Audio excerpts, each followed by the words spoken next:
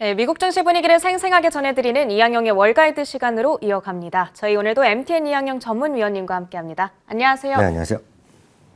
미국 증시가 이틀째 강한 반등을 이어갔는데 오늘은 우크라이나 리스크 해소에 대한 기대감도 있었지만 FOMC에 대한 반응도 있었던 것 같아요. 어떻게 보셨어요? 네, 맞습니다. 기준금리는 예상대로 25bp가 올라갔습니다. 물론 여러 가지 얘기가 있었지만 결국은 불확실성이 뭔가 좀 해소되었다는 느낌을 지울 수 없죠.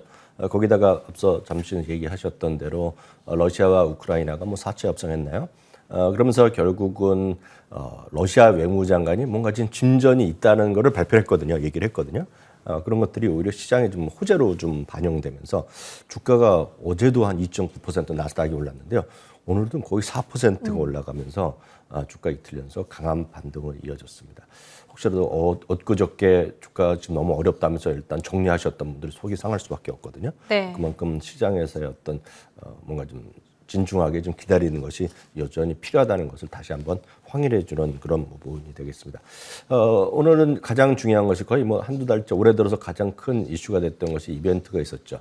FOMC에서 2018년 이후 2년 처음으로 지금 금리를 인상하는 발표가 있었고요.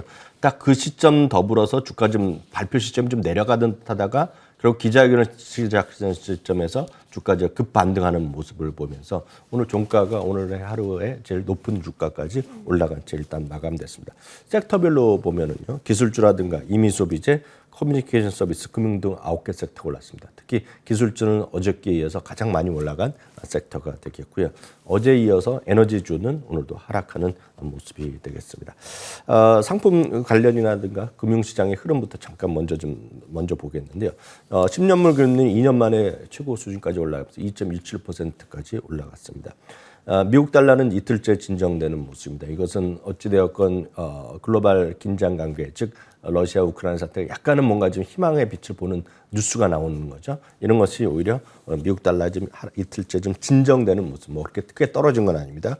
유가는 어저께 이어서 좀 하락하는 모습이었지만 어저께 급락에 이어서 오늘 한 1.5% 정도 하락했습니다. 금값은 어저께 많이 내렸지만 오늘은 그렇게 움직이지 않았고 오늘 소폭 반등한 채 마감된 하루가 되겠습니다.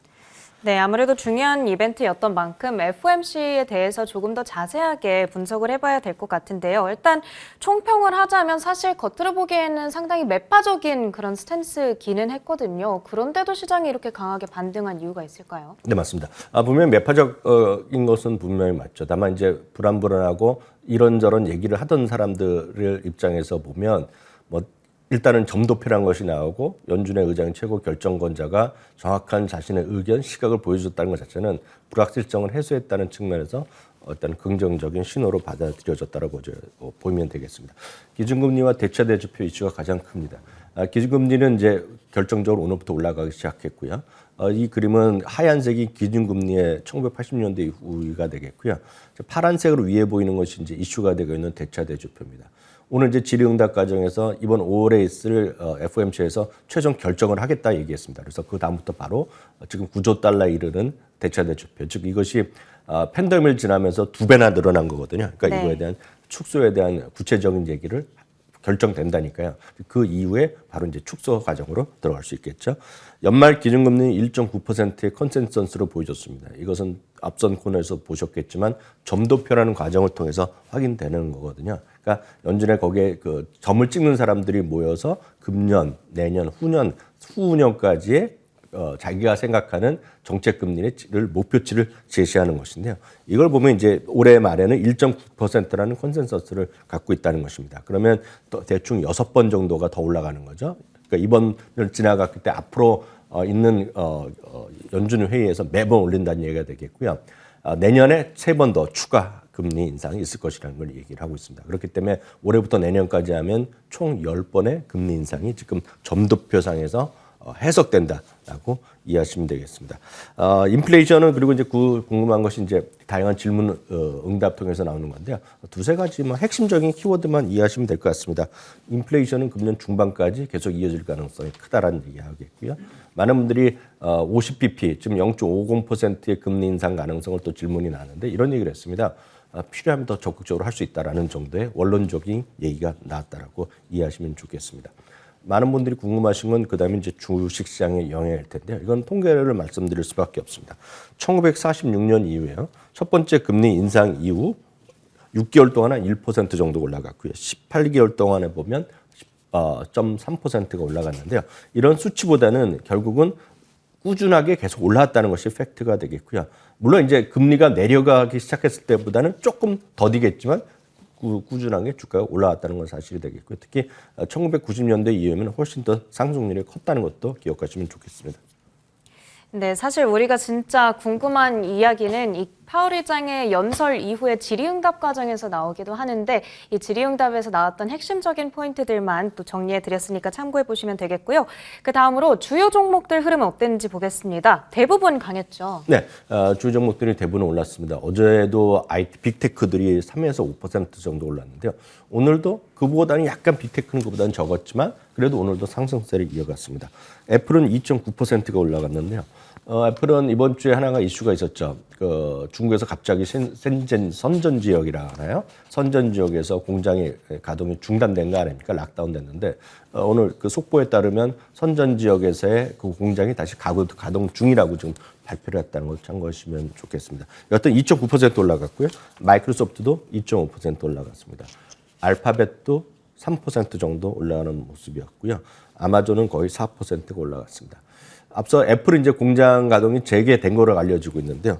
테슬라는 또 반대입니다. 테슬라는 상해 공장이 지금 쉬고 있다고 합니다. 그 코로나 때문에. 그럼에도 불구하고 오늘 주가는 5% 가까이 오늘 올라가는 모습이었고요. 다음은 보잉인데요.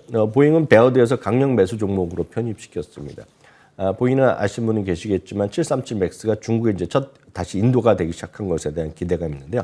여하튼 목표 주가를 $306까지 제시하면 306달러면 현재 가격 대비 50%에 넘나드는 목표 주가라고 이해하시면 되겠습니다. 반면에 로키드 마틴은 국방부에서요. F-35 주문을 감축할 수 있다는 보도가 나왔습니다. 그러면서 6%가 오늘 하락했고요. 그동안에 그런 지정학적 위협 때문에 그냥 같이 떨어지는 것들이죠. 다만 어제는 베어드에서 매수해야 된다. 너무 많이 떨어졌다는 얘기했던 것이 나이키 이런 것들인데요. 나이키 오늘 또 나름 반등에 성공했겠고요.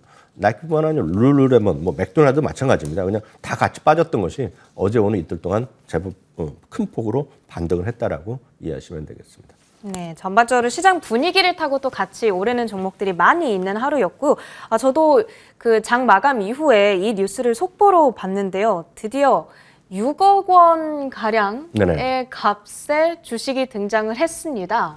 네. 엄청 비싼 거죠? 맞습니다. 벅스에스웨이 얘기하는데요. 말씀드리는데요. 벅스에스웨이 주식은 두 개로 분류되어 있습니다. A주랑 B주가 있습니다. 그래서 돈이 여유가 많으신 분들 그리고 우리나라 이제 뭐 국민연금같이 그러니까 해외에서도 큰 연금 이런 한 분들은 워낙 자금이 크니까 한 주가 지금 오늘자로 보면 50만 달러가 넘어섰습니다. 50만 달러면 얼추 1,200원 계산하면 6억 원 아닙니까? 한국 돈으로. 한 주에 드디어 50만 달러가 넘는 사상 첫 주식이 나왔는데요. 그럼 많은 분들이 저 A주를 어떻게 개인들이 다 사냐 얘기하실 텐데 그런 게 걱정할 게 없는 게 벅스에스웨이가 20년 전부터 해갖고 계속 한 거가 벅스에스웨이가 너무 비싸니까 이거를 1,500분의 1로 쪼갰습니다. 네. 두 번에 걸쳐서요. 그래서 똑같은 주식이 B주라고 합니다. 이건 화면에 보이는 건 A주고 또 하나가 B주가 있습니다. B주, 벅스에스웨이 B라고 여러분 검색하시면 될 텐데 그거는 336달러로 오늘 마감됐을 겁니다.